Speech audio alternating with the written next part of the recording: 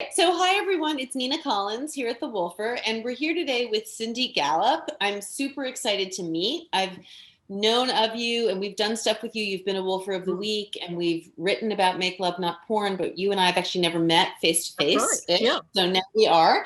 And I think of you as kind of a feminist icon. Maybe because of the I do.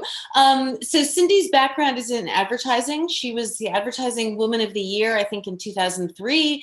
She was a big advertising person, consultant, ran Bartle, what's it called? Bartle, Bogle, Haggerty in New York, worked on big campaigns like Coca-Cola and Ray-Ban and Polaroid. So she's a superstar. You are a superstar advertising person.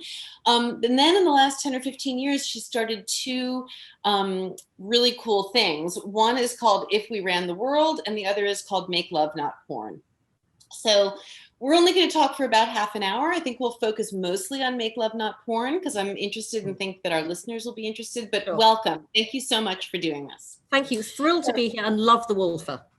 Oh, thank you. All right. So before we start talking about porn, I just want to finish up. Before we went live, Cindy and I were talking for a second about New York real estate. So Cindy's also famous for having owned an all black 3,500 square foot apartment in New York, like entirely black. And I think like famous rappers filmed videos there. And she was just telling me that she's actually sold it and bought a new place, which she's calling the Sky Apartment. And she was talking about her philosophy of New York real estate, which is hilarious. So tell me more about this place. Where is it? Sure. So just for our viewers and listeners, if you Google the black apartment, you will see my old apartment. And if you Google hashtag the Sky Apartment, you will see my current apartment. Oh, good. And I was just saying to Nina, my New York real estate philosophy is always go looking for what nobody else wants, because the only way to afford a nice apartment in Manhattan is to buy a shithole and renovate it. And so I basically found this apartment. It's on Fifth Avenue at 39th Street. So it's in Midtown. Okay. And it is a XXX penthouse on Fifth Avenue on the 33rd, 34th, 35th floors. So it's got outstanding views, tons of light, 3 terraces, huge amounts of outdoor space. And it had not been touched in 30 years and was being lived in by a hoarder. It sounds like a dream, though. Well, it was a nightmare to behold because it was jam-packed full of the hoarder's stuff. There were holes in the walls. It was, total shithole, but it was a complete bargain for Manhattan because everybody else ran screaming. Wow. So I bought the Sky Apartment, but it then required 2.5 years of full-on gut renovation, which only finished at the end of last year, thank God, in time for the pandemic. In time for the pandemic. So now you're in a beautifully renovated house. And unfortunately not going stir crazy because I'm lucky enough to have terraces and outdoor space. So I count my blessings every day. That is so great. I can't wait to see it. So I can find it on Instagram under the Sky Apartment? Instagram, Facebook. If you search the hashtag the Sky Apartment, you'll find it. Okay. And also, Nina, you must come round at some point. And I'm doing socially distanced, open air socializing on my terraces. Oh my God, I would love to do that. That would be super fun. And the black apartment is really cool. So listeners should check it out. Okay. So I have so many things I could ask you about. First of all, I read that you love Japan and I love Japan too, and I'm dying to go back there.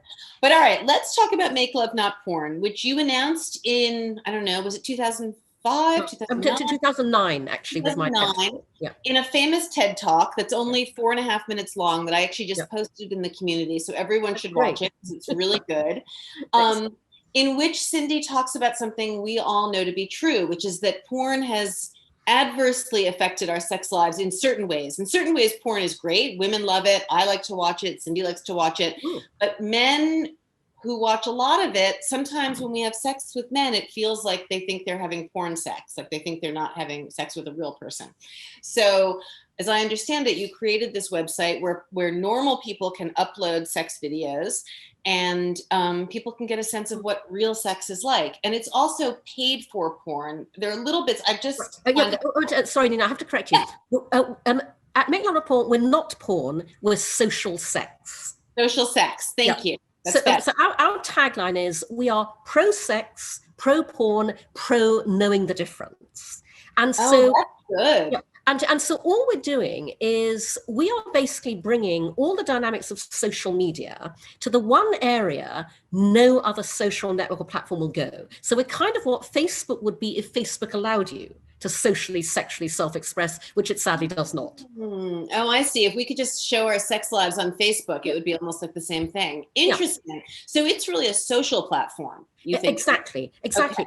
And the thing is, Nina, what people don't realize is how tremendously important that is in many ways that are of benefit beyond simply, obviously, having lovely videos you get very turned on by. So, for example, social sex on Make Love Not Porn is very reassuring because we celebrate real world everything, real world bodies, real world hair, real world penis size, real world breast size.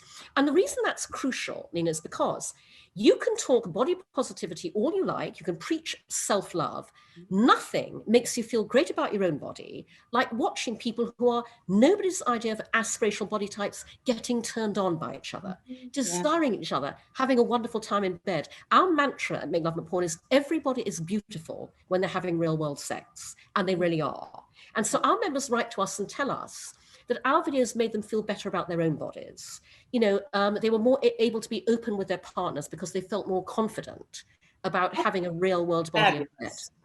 Yeah, no, and I really relate to that because in the Woolfer community, I mean, the number one thing that I hear from women in our community when they say, oh, I feel so normal, like the community makes me feel normal. It makes me realize that all the things I think and do and fear are common. And so I think when you watch real world sex, I mean, it really makes sense to me. It just affirms you're normal and all the variation in our bodies and what we do and what we like is normal. And exactly. And also we show things, Nina, that you will not see anywhere else. So for example, what I always say, real world sex is more innovative, more surprising, more creative, and way more hot and arousing than porn will ever be. But what I mean is, for example, we exist to celebrate the full glorious spectrum of human sexuality. We are all inclusive, LGBTQ, BDSM. But on Make Love Not Porn, you will see, a couple might decide to try a role play, and so they'll be, playing this.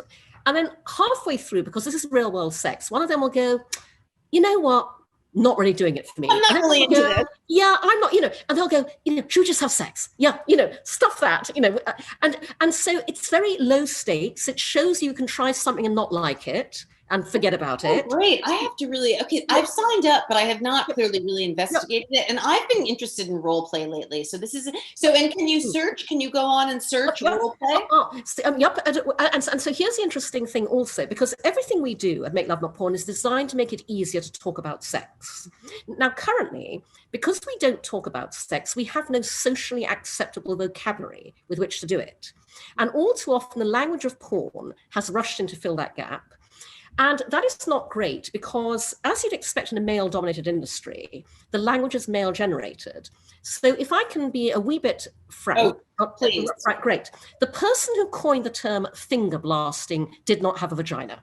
Because if you have a vagina and you hear the term finger blasting... Wait, I'm sorry, but I don't even know what finger blasting is. Finger blasting is... Oh! The person who coined the term getting her ass railed never got his ass railed. Pounding, banging, slamming, all terms generated by people who do not possess the soft internal tissue to which those things are being done. Yep. So on Make Love Not Porn, we are building a new language for real world sex. We tag our videos completely differently with terms like juicy, succulent. Our tag for oral is downtown. Our tag for anal is deliberately derived from the recipient's experience of anal. We tag our anal sex videos, ow, ow, ow, hey now. So great. And so we have a whole glossary that we call our lictionary, because we have a number of very creative terms that basically, we want you to take these terms and use them beyond Make Love Not Porn in the real world, because this is language you can use to talk about sex in public without worrying about being overheard, worrying about what's coming out your mouth. Or great. I already know I'm going to spend the whole weekend investigating this site, and we're going to have to do a follow-up interview. Fantastic. And by the way, Nina, I'll just give you another couple of examples, because when we were creating the dictionary, I said to my team, I want to find a term for the female version of blowjob that is as short and punchy as easy to say. because blowjob has made its way into popular vocabulary. Cunnilingus oral sex hasn't. And the quicker and easier and more often you are able to say something, the quicker and easier and more often you're able to actually have it happen. Okay? Yeah. And so on Make Love Not Porn, our tag is lick job. That's the female version of blowjob. That's great. And then also, we're using this language to change the way people think about sex. So porn, unfortunately, teaches men that sex is dick-centric. It's all about how big it is, how hard it is. In the real world, men are regularly not erect or semi-erect. Right. And so we have a tag for those videos on Make Love Not Porn, where the man is not erect or semi-erect. That tag is derived from the world of ice cream. We call those videos soft serve. Because soft serves are yummy and delicious. That is so great, and also really applicable to our age group, needless to say. Yep, exactly. Yeah. So I love this. Okay, so it's not a porn site. It's really a social media site, and it's about healthy, normal sex and sharing it. Exactly. If porn is the Hollywood movie, Nina, we are the real world documentary. We are a window into how we all have sex in wonderful, funny, messy, glorious, comical, awkward, beautiful ways in the real world. So, and the first time I heard about it was because Sydney, our assistant at the Woolfer, did a piece on porn, and she featured Make Love Not Porn because it's, she described it as ethically, I can't remember the term.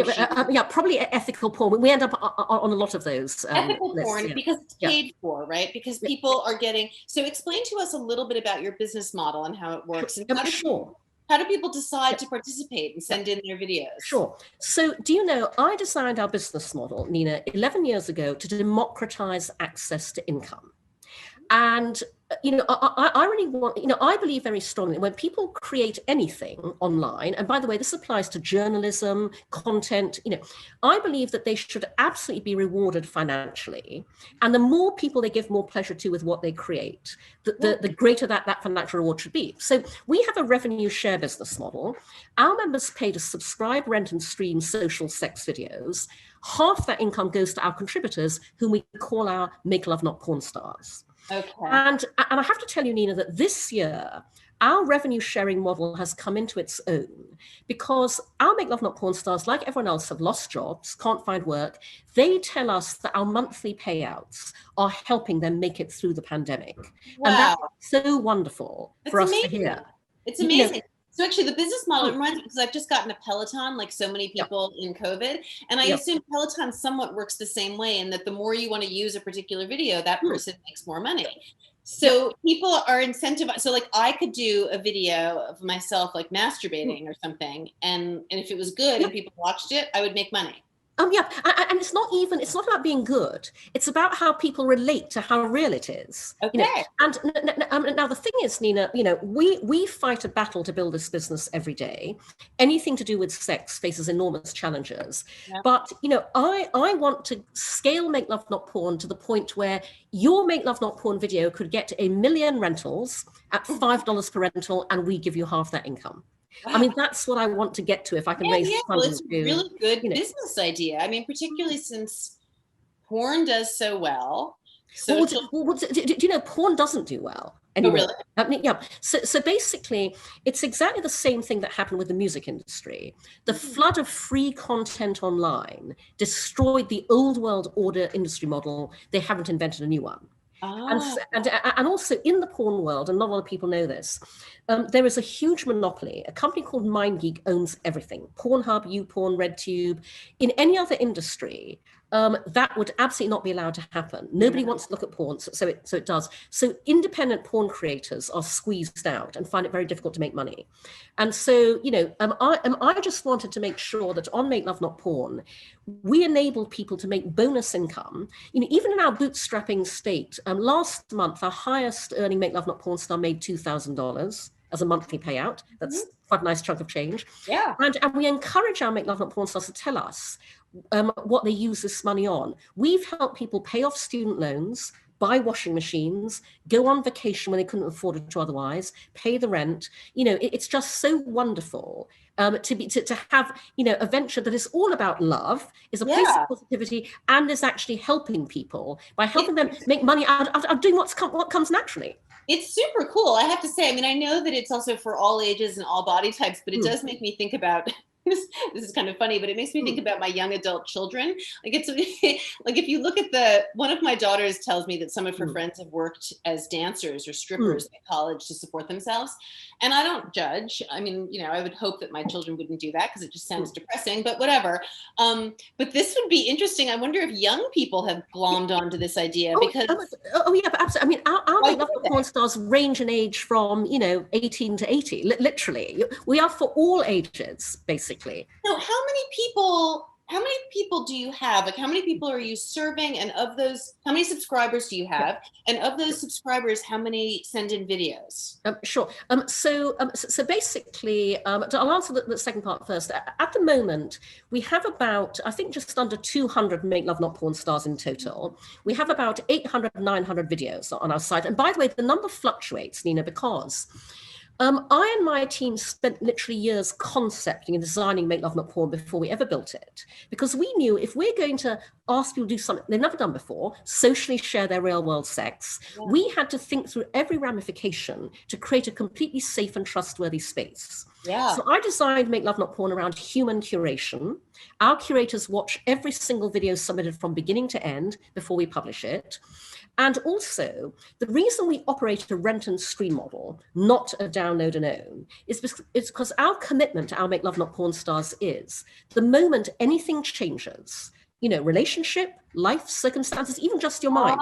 You tell us, we take the videos down, they're gone forever. You know, and by the way, we could publish your video one day, you can change your mind overnight, we'll take it down the next. So that is awesome. And so this is the real world. People break up, you know, couples tell us, you know, sorry, we've broken up, take down those 30 videos. So the numbers office, people, something changes. And by the way, sometimes they get back together again, they go, oh, put them back up again. But the number is fluctuating, basically. And then in terms of subscribers, what is very frustrating is, you know, I have enormous challenges raising funding. But my biggest obstacle finding investors is the social dynamic that I call fear of what other people will think, which operates around sex, unlike any other area. So we don't have the funds to actively do paid for marketing and promotion. Our growth is organic, driven by media coverage and search. So, you know, we have a lot of traffic from all around the world. We're global, but a lot of that traffic comes from countries where English language is not their first language. We get written about, they come to us, they want us, but then there's a big bounce off rate. And also from countries like India, China, Brazil, where our business model is out of whack with the economy. So we have a much smaller number at the moment of, you know, paying subscribers. I think in total we have, you know, something like about 4,000 subscribers every month. But we are absolutely looking to grow that. Absolutely. No, I mean, it's interesting to hear you. I mean, you're such a business pro, and your model is actually the same as ours at the Woolfer, and we have the same problems. I mean, we're younger than you, but basically we're completely word of mouth because we don't have enough money to do big marketing. And so it's subscription based and in theory, a little bit of advertising, but we don't really have advertisers. I mean, we have sometimes, but not a lot. So I really understand the challenge, but your idea is so, I mean, I think our idea is great too, but your idea is really great. I'm delighted to hear that. And by the way, one of the things that demonstrates that is, you know, I bought the URL Make Love Not Porn 11 years ago. I kind of went, need something short, punchy, soundbitey, make love not more, make love not porn. About as much thought as I put into it. Do you know today, every day, people search for us without knowing that we exist, because they want what we do without knowing that a service supplies it. So the search terms that drive people to us are make love, not porn, real sex, not porn, make love, not porn. One young man told me he found us when he Googled porn that is not porn, because he wanted something different, didn't know how to search for it. And when you Google porn that is not porn, you find make love not porn. So people, there's a huge appetite all around the world for what we do. It's so frustrating. I don't have the funds to go out there after it. Yep. All right. Well, this is super exciting. So we're going to definitely write about it. I'm going to explore it myself because I don't watch much porn, like hardly at all, really. I mean, very occasionally. occasionally to masturbate, and I've never watched porn with a partner, which is kind of strange. Oh my gosh, you must, because we are social sex. So couples watch our videos together, Yeah. and they write to us and tell us that they spur fantastic conversations. One couple said, again, this is the whole point, with socializing sex, making it easier to talk about. They said, when we watch your videos, it becomes so easy to talk about our sex life because it's like talking about something you've watched on Netflix or on TV. It kind of normalizes the whole situation. And so couples say, we've inspired them to expand their sexual repertoire, to be able to communicate better. Yeah. We hear from survivors of rape and sexual assault and abuse, by the way, both female and male survivors, who tell us we help them reclaim their bodies, be able to have a sex life again. We even have, by the way, a Make Love Not Porn baby. So this couple wrote to us. They said they've been trying for a kid for ages. They said, we just got back from the doctor. The scan proved what we suspected. Our child was conceived the night that we watched this particular video on Make Love Not Porn. My God, how sweet. They said, we're not going to say we couldn't have done it without you, but you really helped. So yeah, we have Make Love Not Porn baby. Satisfying. Yeah. So what got you interested? I'm curious, given your background, what got you interested in doing this? Like, was there a... Nina, this was a complete accident. I never set out to do this. I date younger men. They tend to be men in their 20s. And 12, 13 years ago, I began realizing through dating younger men that I was experiencing in bed what happens when today's freedom of access to porn online meets our society's refusal to talk openly and honestly about sex. When those two things converge, porn becomes sex education by default in not a good way. Yep. And so, when I spoke at TED 11 years ago and I shared my personal experience, I was the very first person to ever publicly identify this issue, back in 2009, before anybody else did. And that's what led me to. Yeah. So, okay. So you're 60, I think, right? I am indeed. Yes. I'm 51. So do you still date much younger men? Absolutely. You do? Yes. Yes. And why? I never date younger men because it seems like they'd feel like my children. But you do, and you like it, and but don't you have to teach them? Yes and no, actually. Some of them yes, some of them no. And by the way, I should explain, Make Love Porn was an accident. Everything in my life and career has been an accident. Dating younger men was an accident. And so, as you mentioned to our viewers, I used to run an ad agency. And gosh, 18 years ago, we were asked to pitch for an online dating brand. And when you pitch for a client's business and advertising, you have to experience the client's product and the entire competitive landscape. So we all had to online date. And 18 years ago, none of us at the agency ever had. Yeah, no one was doing it then. Yeah. So the rest of my team were all living with, dating. They went online as fake personas. I was single. I thought, I have to do this for business reasons. Why not do it for real? Let's find out what one thing it's all about. And so I posted my profile, my age, honest about everything. And boom, incoming, tons of much younger men. And I went, gosh, had not thought about this as a dating strategy, but works for me. Why not? Because I've never wanted married. I've never wanted children. I don't even consider myself a relationship person, and so dating younger men casually and recreationally suits me down to the ground. But I think that the important thing about my dating model, Nina, is no matter how casual the relationship, I have one fundamental criteria. They have to be a very nice person. Okay. I have great radar for very nice people. As a result, I only date utterly lovely younger men in an atmosphere of trust, respect, and affection. And so, ironically, my so-called casual relationships go on a lot longer than most people's so-called committed ones. I date younger men off and on over periods of 2, 3, 4, 5, 10, 15 years. They may go on to date girls their own age. They may get married. But we like each other. We stay friends, meet platonically. Then every so often, relationships end, marriages end, they come back. It's very nice. And do you have multiple relationships at a time? Or Absolutely. Yeah. Wow, fun. It is. It really and they is. Must learn. I mean, how lucky for them, because they must learn so much from you. And they do. I mean, the younger men I meet, and by the way, I meet them on cougar dating sites.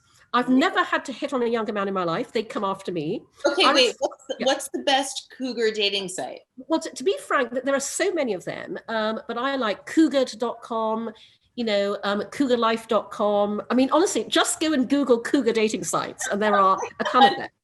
And you know, what is interesting about this, Nina, is that even I, who champion this model, am gobsmacked at the number of younger men out there who want to date older women. And I use the word date. It's not all just about sex. Yeah. And that's because in our society, older man, younger woman, totally accepted.